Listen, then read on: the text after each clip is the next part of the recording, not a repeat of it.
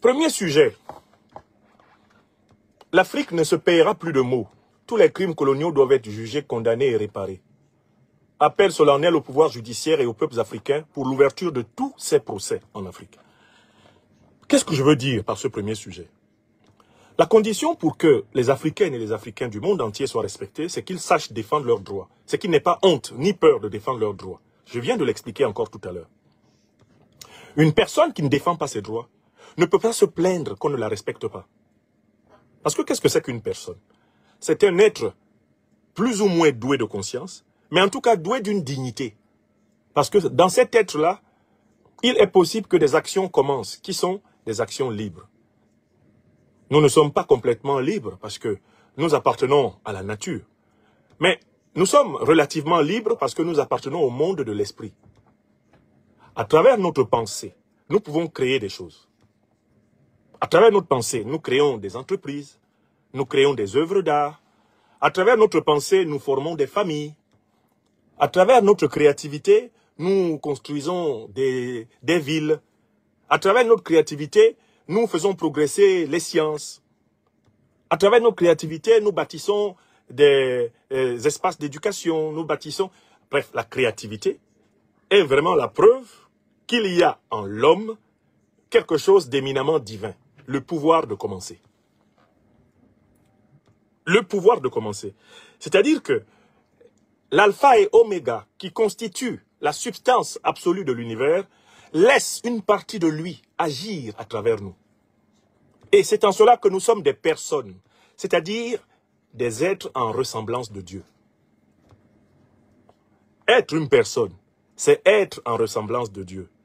Mais pour être en ressemblance de Dieu, il faut chercher, malgré nos limites, à cultiver ses qualités. C'est ainsi que nous devenons véritablement une personne.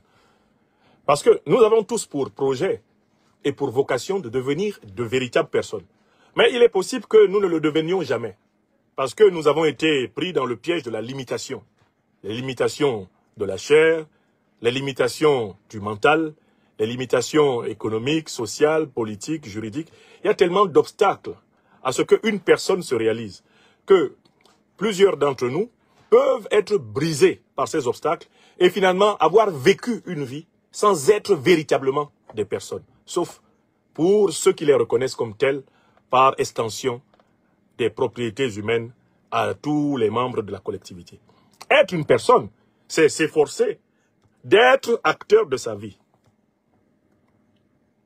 En s'inspirant des meilleurs modèles humains et surnaturels, notamment du modèle divin, s'efforcer d'être acteur et responsable de sa vie. C'est cela être une personne. Il est donc impossible que l'on soit une personne si on accepte d'être méprisé. Si on accepte d'être traité comme un objet. Si on accepte d'être ravalé au statut de bête de somme, on ne peut pas véritablement être une personne. Voilà pourquoi un grand philosophe de la Normandie, Émile Chartier-Dialain, disait que penser, c'est pouvoir dire non. Nul n'a de pouvoir sur le jugement intérieur, ajoutait Émile Chartier-Dialain. Si on peut te forcer en plein jour de dire qu'il fait nuit, personne ne peut t'obliger à le penser. Tout être humain possède en lui une dimension qui lui permet de dire non. Non à ce qui le nie. Non à ce qui renie son appartenance à l'espèce humaine. Non à ce qui le ravale au statut d'objet. Non. Un non qui est un non créateur. N-O-N. Et ce non dont nous sommes capables, qui est en nous, il émerveille les parents quand les enfants se mettent à grandir. Si vous avez l'expérience d'être parent, ou si vous avez observé vos cadets, si vous n'avez pas eu d'enfants, vous verrez que l'un des moments les plus joyeux pour les parents, c'est le moment où leur enfant, en commençant à parler, est capable de leur dire non. De marquer son désaccord. Si des parents ont un enfant qui dit oui à tout, les parents sont inquiets pour l'intelligence de l'enfant. Mais un enfant qui dit non, même s'il dit non à tort, est un enfant rassurant, car il possède la dimension transcendantale. Il possède la dimension surnaturelle de la liberté. Cet enfant est une personne. Penser, c'est pouvoir dire non. Si penser, ce n'est que dire oui, oui, oui, oui, oui, là, ce n'est pas de la pensée, c'est de la dépense. C'est du suivisme moutonnier. C'est du béni-oui-wisme, c'est du lèche-culisme. Penser, c'est pouvoir dire non. Voilà pourquoi on enseigne aux jeunes gens le plus tôt possible à construire leur pensée à travers des débats d'idées. Ça, c'est ce qu'on fait dans le secondaire. On apprend aux enfants à utiliser le débat d'idées. Ensuite, quand ils entrent, notamment au niveau du lycée, on leur apprend à pratiquer les dissertations. Dans dissertation, on vous dit la pensée par le principe du contradictoire. Ce principe du contradictoire qui va se trouver au cœur de la dissertation de droit, qui va se retrouver au cœur de la dissertation de philosophie, ce principe du contradictoire qui se trouve au cœur de toute véritable dissertation, quelle que soit la discipline concernée, même en mathématiques. Il ne peut pas y avoir une dissertation en mathématiques sans l'examen d'hypothèses contradictoires. Ce n'est pas possible. La contradiction, c'est la vie. La contradiction, c'est la vie. Alors, revenons à l'Afrique. Voici un continent qui a subi les pires abominations, au moins depuis ces 600 dernières années. L'abomination négrière, l'abomination coloniale, l'abomination néocoloniale, l'abomination impérialiste et l'abomination despotique. Chacune de ces grandes opérations de barbarie contre le peuple africain a été sanctionnée par des centaines de millions de personnes qui n'ont même pas eu le temps de devenir des personnes, que déjà elles étaient rejetées dans la nuit de l'univers. Beaucoup d'âmes n'ont pas eu le loisir de traverser la forme humaine et d'en partir au moment imparti, au moment qu'aurait voulu, dans son infinie bonté, le Tout-Puissant. Précipités dans le shéol, dans le néant, par les marchands de bois d'ébène, par les barbares colonialistes, les barbares néocolonialistes et impérialistes, des centaines de millions d'Africains moururent sans avoir le temps d'être pleinement devenus des personnes. Moururent sans savoir pourquoi elles avaient vécu, ces personnes, par la faute de tout ceci. Or, que fait l'Afrique? Je prends comme exemple ce qui s'est récemment passé au Sénégal. Aujourd'hui, 1er décembre 2024, le Sénégal fêtait, commémorait les 80 ans du massacre de Thiaroye. Des centaines de soldats africains assassinés par l'armée française parce qu'ils revendiquaient un traitement égal à celui de leurs collègues blancs de l'armée française. Nous sommes en 2024. En France, ne s'est jamais tenu un procès pour juger et condamner les criminels de Thiaroye, dont on connaît le nom, le régiment, on connaît le commandement, et on pourrait retrouver les domiciles de ces criminels et de leurs héritiers. Certains de ces criminels sont même vivants. Aucun procès en France n'a été intenté contre les criminels de Thiaroye. Ainsi, de tous les autres crimes de masse commis par les puissances négrières, pas seulement françaises, allemandes, britanniques, portugaises, espagnoles, italiennes, les pays nordiques qui ont participé à la traite des Noirs. Aucun procès n'a véritablement été ouvert par les tribunaux, non seulement de ces pays, mais les tribunaux africains pour juger des crimes contre l'humanité, des crimes de guerre, des pillages de l'économie de traite. Je pose la question à l'Afrique des libertés. Je pose la question au monde entier. Comment peut-on s'étonner que les Africains ne soient pas respectés sur la terre alors qu'ils ont des tribunaux où on n'a jamais ouvert le procès de la plus grande humiliation que l'humanité africaine ait jamais subie depuis que cette humanité a fait son apparition dans le monde? Comment voulez-vous que nous, Africains, soyons respectés aux Amériques, en Europe, en Asie, que nous nous respections même nous-mêmes en Afrique. Si nous sortons tous d'une cinquantaine de pays tracés par l'acte colonial, mais dans lesquels il n'y a pas eu le procès de la traite négrière. Mais tant que les négriers, tant que les puissances négrières n'ont pas été copieusement et correctement condamnées, avec exigence de réparation, l'Afrique ne sera pas respectée. Écrivez ça. Tilana Yomi. Tilana. Je le dis en anglais. Black people through the world will never get any kind of true respect if in African countries there are no trials against those who made the slave trade of Negroes in the Middle East and in the West. If there is no trial, we will gain no respect anywhere. This is number one. Emblana melonge, abonba Africa, bibon me purul. Burba loba berel, mborol, million me bur, y Africa. Bakena bom inkom, y America. Bakena bom inkom, y Arabia. Bakena bom inkom, y Europa. Dit auquel te verra. Ngomin Africa pitelebe, le nka. Ou di he bonba Africa, ou ba y Africa. Le borba ba berel bes million mi borba kena y America, y Europa to le Asia. Di lama fanebo.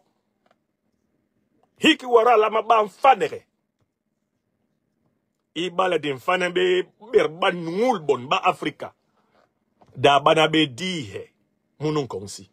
Tilana la. Tilana. Tilana. Jamli bisoudi. Voilà. Passons maintenant à la barbarie coloniale. Là, je parlais de la barbarie négrière. Les Africains, les pays africains, les États, les gouvernements se payent de mots. Ah, oh, on a reconnu, la traite négrière, c'était un crime contre l'humanité. Les massacres coloniaux. Comment voulez-vous que les Africains soient respectés à travers le monde, alors que les puissances qui ont perpétré les pires massacres coloniaux en Afrique sont des puissances qu'on veut présenter, et même que les Africains présentent comme des amis de l'Afrique? Quelle est cette amitié entre quelqu'un qui t'a délibérément massacré et qui a bénéficié du massacre des tiens et toi? Si ce n'est une amitié qui va se construire sur la vérité, la fraternité, la justice. Je suis venu dans cette Europe porteur d'un message, d'une quête de véritable fraternité, de véritable vérité et de véritable justice, adressée à mes frères en humanité occidentaux. Je leur ai dit, anticipons ensemble les convulsions inévitables qui auront lieu en Afrique. Parce qu'il y a eu la barbarie négrière, elle n'a pas été jugée, elle n'a pas été condamnée, elle n'a pas été réparée. Il y a eu les barbaries coloniales, des massacres de masse, des millions de gens en Afrique du Nord, en Afrique de l'Ouest, en Afrique centrale, en Afrique australe, en Afrique de l'Est, dans les îles des océans Atlantiques et dans celles de l'océan Indien, ont été massacrés par les puissances coloniales, principalement occidentales. Et il n'y a procès ni en Europe, ni en Amérique, ni en Afrique, pour des massacres pourtant documentés, sur lesquels les historiens occidentaux et africains disposent de tous les éléments pour appliquer le principe de la continuité des États. Mais l'État britannique existe. L'État français existe de façon continue, depuis la monarchie jusqu'à la République aujourd'hui. L'État allemand continue à exister. Il y a une continuité historique et juridique de l'État allemand. C'est d'ailleurs pour cela que l'Allemagne a payé des réparations à la France pour ses crimes. Et les destructions, eh bien, que les premières et deuxièmes guerres mondiales, les destructions que les Allemands, eh bien, ont provoquées en France. Je vous rappelle que jusqu'en 2010, l'Allemagne payait des réparations à la France pour les destructions infligées par les guerres. Voilà comment ici, deux nations voisines et sœurs, les Français étant d'ailleurs, par beaucoup de côtés, des anciens peuples germaniques. Voilà comment les relations, l'amitié franco-allemande a été construite. Elle a été construite dans le respect mutuel à travers la vérité, la justice et les réparations économiques. Quand vous voyez l'Allemagne et la France aujourd'hui être alliées dans l'Union européenne, sachez que c'est parce qu'elles sont passées par la vérité, par la justice et par les réparations économiques. L'Allemagne que vous voyez là a payé cher les exactions commises contre la France. Pourtant, les Allemands et les Français sont des peuples cousins. Je vous rappelle que le Français, le Gaulois, est amplement un ancien peuple germanique. Mais la France a fait payer à l'Allemagne jusqu'en 2010 ces crimes de guerre, ces crimes contre l'humanité française et les destructions, les pertes matérielles que la France a subies. Alors, si la France peut faire payer l'Allemagne, qui est une nation cousine, germanique, comme une bonne partie de ces peuples à elle, mais pourquoi l'Afrique ne peut pas faire payer l'Amérique, l'Europe et le Moyen-Orient? Je recommence la question, et vous comprenez pourquoi on ne veut pas écouter des gens comme moi, parce que nous disons la vérité, et que la vérité blesse, mais le sang ne coule pas, comme le dit le proverbe africain. La vérité blesse, mais le sang ne coule pas. Donc je recommence la question qui déplaît bien sûr aux racistes qui estiment que, eh bien, les nègres n'ont pas le droit, au même droit que ceux qui ont leur couleur à eux. Si la France a pu demander et obtenir de l'Allemagne qu'elle reconnaisse sa culpabilité lors des 2 guerres mondiales et que l'Allemagne paye des réparations à la France en raison des dégâts humains et matériels qu'elle a commis en France, pourquoi l'Afrique ne serait-elle pas fondée à exiger la même chose à l'Amérique du Nord, qui a été bâtie avec le sang des Noirs? Pourquoi l'Afrique ne serait-elle pas fondée à exiger cela de tous les pays européens qui ont bénéficié de la traite des Noirs et qui ont perpétré des massacres coloniaux et des pillages coloniaux? Mais pourquoi l'Afrique n'aurait pas le droit de se tourner vers le Moyen-Orient, qui a profité de la traite des Noirs pratiquement à partir du 6e siècle. Et cela jusqu'au Moyen-Âge. Même jusqu'au 19e. On trouvait encore des réseaux de traite des Noirs bénéficiant au Moyen-Orient. Pourquoi l'Afrique n'aurait pas le droit de se tourner et de dire « Vous faites ceci, ceci, ceci, cela ». Ça coûte tant. Tant que vous n'avez pas payé cela, nos relations vont être déterminées comme ceci. Plus vous payez, mieux nos relations s'améliorent. Parce que les relations franco-allemandes que vous voyez se sont améliorées au fur et à mesure que l'Allemagne a reconnu sa culpabilité et a compensé ces calamités. Donc, on devrait appliquer très aisément à l'ensemble des pays négriers, à l'ensemble des pays coloniaux et néocoloniaux, la règle que l'État français a appliquée à l'État allemand pour les dévastations des 2 dernières guerres mondiales. Je n'ai pas besoin d'aller chercher le principe ailleurs. C'est le principe de la justice réparatrice, si cher à nos camarades du Paris qu'à Londres. La justice réparatrice. Les Africains ne se payent plus de mots. On doit passer des déclarations d'intention à la justice réparatrice. Or, dans cette affaire de Thiaroye, qui est l'actualité du jour, je vous fais observer que c'est le président sénégalais, notre frère Bassirou Diomaye Faye, qui nous a révélé qu'il aurait reçu un courrier dans lequel le président français Emmanuel Macron aurait reconnu que les événements de Thiaroye étaient bel et bien un massacre de l'armée française. Donc il y a un mot qui a été offert à l'Afrique comme un cadeau. Oui, l'armée française a massacré les soldats africains qui revendiquaient le même traitement que leurs collègues blancs français. Mais vous voyez, le président Macron ne s'est pas tenu devant l'Assemblée nationale ou le Sénat français. Il ne s'est pas tenu solennellement devant le Conseil national de la magistrature de France pour leur dire « Je vous demande d'ouvrir dès maintenant une enquête judiciaire contre les militaires de l'armée française qui ont assassiné des centaines de militaires africains le 1er décembre 1944 à Thiaroye, au Sénégal. Je vous demande de prendre toute instruction pour que ce procès soit ouvert, que les coupables soient identifiés, s'ils sont vivants, qu'ils soient jugés, condamnés, et que l'État français paye des réparations substantielles, si ce n'est aux survivants de ce massacre, s'il y en a qui étaient des blessés qui ont survécu, du moins à leurs descendants et à l'État ou aux États africains dont ils étaient ressortissants. Vous voyez, M. Macron ne pose pas un geste institutionnel parce qu'il ne veut pas déclencher la machine de la vérité, justice, réparation. Il pose un geste, on va dire, symbolique, c'est-à-dire qu'il envoie aux Africains un mot, littéralement comme on jette une pièce à un mendiant, avec d'ailleurs une certaine condescendance. Prenez donc le mot massacre, pour les 80 ans eh bien, de Tiaroy, ça vous suffira bien. Et certes, le président sénégalais a souligné que ça ne suffisait pas.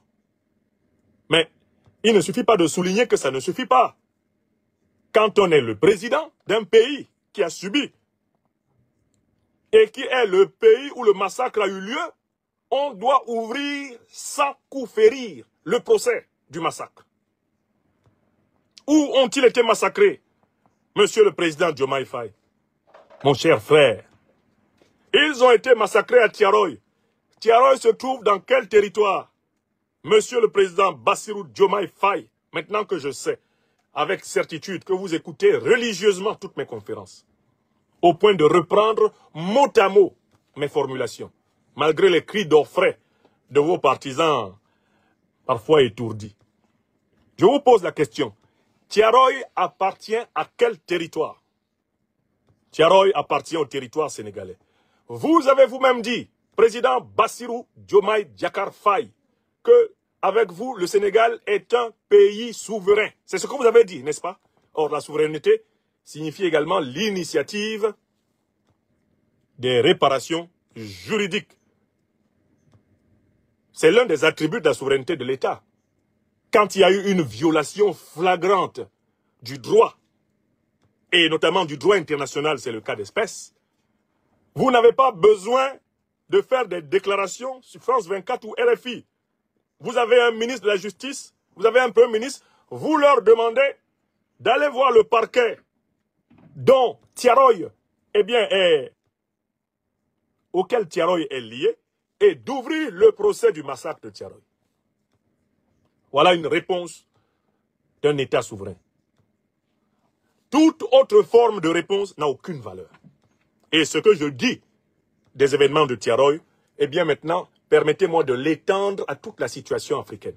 Toute l'Afrique noire, notamment, a subi, et même l'Afrique du Nord, qu'on dit blanche, a subi, eh bien, les massacres négriers, les massacres coloniaux, néocoloniaux et impérialistes.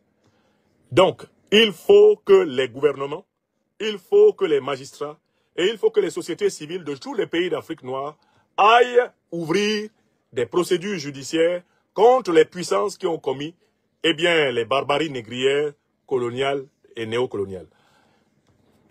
Tous les massacres qui ont été documentés par l'histoire doivent être un dossier à transmettre au tribunal. Les sociétés civiles, les associations des sociétés civiles doivent se porter partie civile pour demander aux tribunaux du Cameroun, du Gabon, du Congo, de Centrafrique, du Tchad, du Soudan, du Ghana, de Côte d'Ivoire, du Sénégal, du Mali, du Burkina Faso, du Niger, du Togo, du Bénin, de la Guinée équatoriale, de l'Angola, du Zimbabwe, de l'Afrique du Sud, partout où ont eu lieu des crimes négriers, des crimes coloniaux, des massacres, des génocides, les magistrats doivent faire leur travail. Nous n'envoyons pas nos enfants faire des études de droit pour qu'ils viennent chômer sur un continent où le droit a été autant bafoué. Donc ma proposition phare, c'est que l'Institut de l'Afrique des libertés va fortement s'impliquer à aider le maximum de sociétés civiles africaines à convaincre les tribunaux d'ouvrir le procès de la traite négrière, le procès de la colonisation, les procès de la colonisation et les procès, eh bien, des crimes, massacres néocoloniaux et impérialistes contre l'Afrique. Une affaire comme celle qui s'est passée en Libye, elle doit être jugée. La Libye doit ouvrir le procès de la destruction de la Libye par les puissances de l'OTAN en 2011. Les tribunaux libyens doivent condamner les puissances de l'OTAN, exiger des réparations et conditionner le paiement de ces réparations à la poursuite des relations multilatérales avec les puissances de l'OTAN. C'est ça le prix du respect. C'est ça le prix du respect. C'est cela le prix du respect. Alors, comment il s'appelle? Frankie Demba. Il n'y a pas de place pour les imbéciles sur ma page TikTok. Allez, circulez.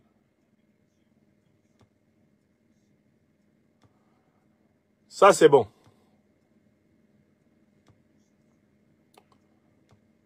C'est fait.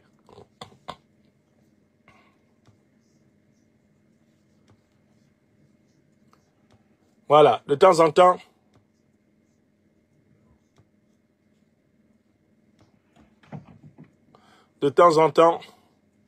on va... De temps en temps, quand on voit un malotru comme ça, on va le virer. Au lieu de profiter de mon émission pour apprendre, il vient jouer au Visigoth. Alors, c'est un indice très important. Les étudiants qui sont actuellement dans les facultés de droit dans toute l'Afrique doivent savoir qu'ils auront beaucoup de travail.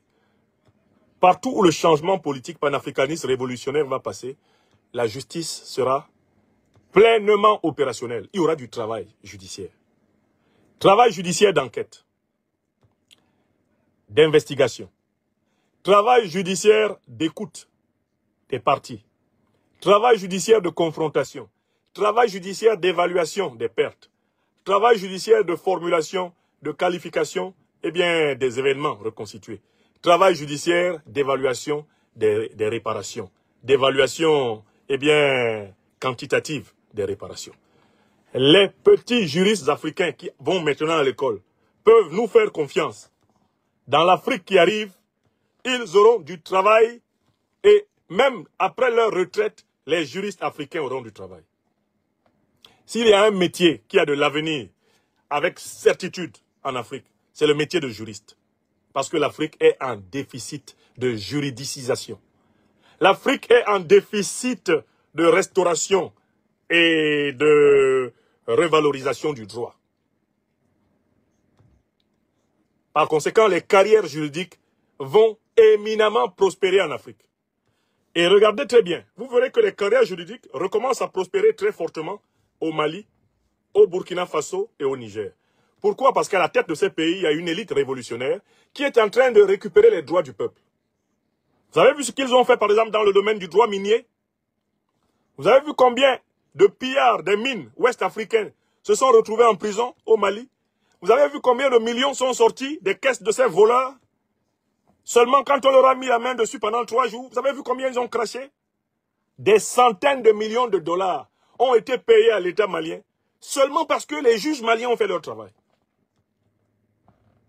En moins d'1 mois et demi, le Mali a récupéré presque 500 millions de dollars. Des mains des gens qui exploitent la richesse du Mali depuis des décennies. Il a suffi que les juges maliens mettent la main sur les malfrats. On dit, viens. Combien tu as gagné? Eh bien, dans l'exploitation de l'or. Combien as-tu gagné dans l'exploitation de l'or au Mali? J'ai gagné 800 M. 800 quoi? 800 M. M, là, ça veut dire quoi? Millions. Millions de quoi? C'est CFA ou bien c'est dollars? S avec 2 barres. On dit S avec 2 barres ou dollars? Dollars. Ah bon? Tu as gagné 800 millions. Depuis que tu es ici, tu as eu 800 millions de bénéfices. C'est ce que tu reconnais? Ok, d'accord. Il faut amener 400 millions rapidement ici. Si tu n'amènes pas la moitié, tu vas dormir là-bas. Donc, en fait, tu as tiré 800 millions dans notre pays et puis tu marches devant nous. Tu nous vois en train de tirer le diable par la queue pour financer nos armes, financer notre jeunesse. Tu nous vois en train de lutter là pour combattre les coupures de courant. On achète des groupes électrogènes. on est en train de préparer la construction des centrales nucléaires. Tout nous va en train de faire tout ça, alors que tu as pris 800 millions chez nous. Nyamorode, Batrade. Batrade, Nyamorode. Donne 400 millions, sinon tu vas finir là-bas. Et le monsieur tout en tremblant, c'est que là où les autorités maliennes ont été surprises, c'est que on dit, tu as eu combien? Il dit 800 millions. De quoi? Il dit S avec des barres. S avec des barres, ça veut dire quoi? Il dit non, ça veut dire dollars. 800 millions tu as eu 800 millions de dollars ici au Mali. Astafroullah. Parti sans Ghana. Tu as eu 800 millions de dollars. Bon, il faut donner 400 millions. Donne la moitié rapidement. Donne. Le problème qui a étonné les autorités maliennes, c'est que en moins de 3 jours, le monsieur donne. Hein. Il donne. Et les Maliens disent, alors. Donc, en fait, nous sommes assis sur un trône d'or. Nous sommes assis sur une richesse pas possible. Et puis, nous allons emprunter quoi? Banque mondiale, FMI. On fait quoi avec eux? Il y a des gens qui sortent d'ici avec 800 millions. 800 millions de dollars ici au Mali. 800 millions, tu sortes. Mais l'autre jour, on a attrapé des gens qui voulaient sortir avec 2 millions d'euros. Ils ont des sommes incroyables. Le Mali a fait, il y a un, il a déposé 160 millions. Le Mali a encore fait, un autre a déposé 200 000. Ah, les Maliens ont crié, astafroullah, on est mort. En Baoulé, on dit, waouh. Ça, c'est seulement au Mali. Vous imaginez ce qu'ils volent en République démocratique du Congo? Vous imaginez ce qu'ils volent au Cameroun avec la complicité des Congolais et des Camerounais? Vous imaginez ce qu'ils volent au Nigeria, ces gens-là? Vous imaginez ce qu'ils ont volé au Burkina, au Niger, ces gens-là, au Tchad? Vous imaginez? Si vous pouviez imaginer, vous seriez frappé d'insomnie pendant 3 ans. Si vous pouviez imaginer les quantités de richesses qui ont été volées à l'Afrique, vous ne dormirez pas pendant 3 ans. Heureusement qu'il y a dans la nature un mécanisme que Dieu a prévu pour que nous dormions quand même. Parce que quand moi je prends conscience de l'étendue, du pillage que le continent africain a subi, j'en perds le sommeil. J'en perds le sommeil. Parfois, je pars dans un fou rire. Et tout d'un coup, je perds même la capacité de rire. Je perds la joie. J'entre dans une lucidité triste, sépulcrale, apocalyptique. Et l'une des questions qui me reviennent toujours en tête, c'est comment nos aînés, quel que soit le bord politique, comment nos aînés qui ont gouverné l'Afrique ont pu accepter ça? Comment des êtres humains africains ont pu accepter ça? Donc le Mali était là, depuis plusieurs décennies, déclaré indépendant. Et il y a des gens qui sortaient avec des milliards d'euros du Mali.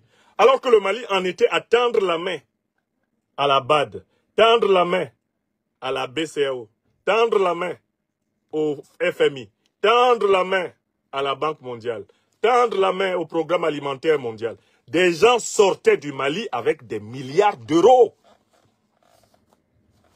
Et avec la complicité de certains de nos frères et sœurs maliens. Les gens sortent du Cameroun avec des milliards d'euros depuis des décennies, avec la complicité de nos frères et sœurs camerounais. C'est comme ça au Nigeria, c'est comme ça en Centrafrique, c'est comme ça au Congo. Et vous vous demandez alors, en quoi, qu'est-ce qui peut me rapprocher de quelqu'un qui a organisé ça contre son pays? Est-ce que moi je me sens frère et sœur de quelqu'un qui organise le pillage de l'Afrique et laisse sa communauté dans la misère? Est-ce que je peux me sentir en fraternité d'une telle personne? Je confie ça souvent à la prière. Pour que une haine irrépressible ne m'habite pas contre ces gens. Parce que la colère que ces gens inspirent, on ne peut apaiser cette colère dans le cœur des justes d'Afrique que par la vérité, la justice et la réparation. La seule chose qui m'apaise, c'est quand je vois un pays africain qui récupère ses droits. Ça, c'est un véritable baume, c'est un remède, c'est une thérapie. Et voilà pourquoi j'en appelle à toutes les associations des sociétés civiles africaines. J'en appelle à tous les magistrats africains, à tous les juristes africains. J'en appelle à tous les gouvernements africains. Pour que soit ouvert partout sur le continent les procès des 3 grands épisodes de barbarie que l'Afrique a subis. Procès de la traite des Noirs. Que ce soit la traite moyenne-orientale, celle qui a profité au Moyen-Orient arabe, on va en juger, ça va s'évaluer. Et on va condamner. Et ceux qui l'ont fait et en ont bénéficié vont payer. Procès de la traite occidentale. On va évaluer, on va condamner. Ceux qui l'ont fait vont payer. Procès de la barbarie coloniale. On va évaluer, examiner, condamner. Ils vont payer. Procès de la barbarie néocoloniale, la barbarie impérialiste. Exemple, le saccage de la Libye, la déstabilisation du Sahel. Le saccage du Soudan. Le saccage de la République démocratique du Congo. La déstabilisation de la République démocratique du Congo. Tout ça sont matière à procès. Et le juriste africain ne peut pas chômer. Les grands massacres en Afrique du Sud. Les grands crimes contre l'humanité en Afrique du Sud. Tout cela, en Angola, au Zimbabwe, ça retourne au tribunal. Si nos tribunaux étaient occupés à nous défendre, nous serions respectés par les autres tribunaux du monde. Il serait moins facile à des autocrates occidentaux de traquer un Nyamsi ou Cameroun ou Africa pour des affaires montées de toutes pièces. Si, dans les tribunaux africains, les véritables barbares, négriers, colonialistes, néocolonialistes, les assassins de Tiaroy étaient jugés. S'ils étaient jugés, on la ramènerait moins à vouloir persécuter des Africains qui disent la vérité. J'appelle à ce changement. Et ce changement, je l'appelle volontiers la révolution judiciaire africaine. Dans l'année prochaine, je promets d'écrire un petit essai intitulé « Pour une révolution judiciaire africaine ». Et je crois que je serai assisté pour cela par la formidable équipe d'avocats qui m'accompagne depuis plusieurs années maintenant, avec plusieurs experts en plusieurs domaines du droit. J'aimerais qu'ils m'accompagnent pour écrire un ouvrage collectif intitulé « Pour une révolution judiciaire africaine ». J'entends par là une révolution qui impliquera les sociétés civiles, les gouvernements et les diasporas dans la juridicisation des barbaries qui ont été subies par l'Afrique. Dans la condamnation de ces barbaries, leur évaluation et leur réparation. Et c'est le combat déjà de plusieurs associations panafricanistes. J'ai cité plusieurs fois aujourd'hui le PARISC qui est basé à Londres. Je salue Maître Eléa Tangane et tous ses compagnons de combat sur la place de Londres sur ce sujet fondamental. L'Institut de l'Afrique des libertés a pris toutes ses responsabilités depuis notre base dans l'AES, dans l'Alliance des États du Sahel, où nous sommes installés. Et j'appelle toutes les autres organisations africaines à rater le déclenchement de l'ouverture des procédures judiciaires sur ces questions. Voilà l'idée. Je ferai de mon mieux pour que cette idée se matérialise, comme se matérialise de jour en jour le démantèlement des bases militaires néocolonialistes en Afrique. Ceux qui en doutaient, continuez d'en douter. Que celui qui veut me croire, croit. Veuillez tout simplement vous abonner et activer la cloche de notification pour ne rien rater. Retrouvez KDV sur YouTube, Facebook, TikTok.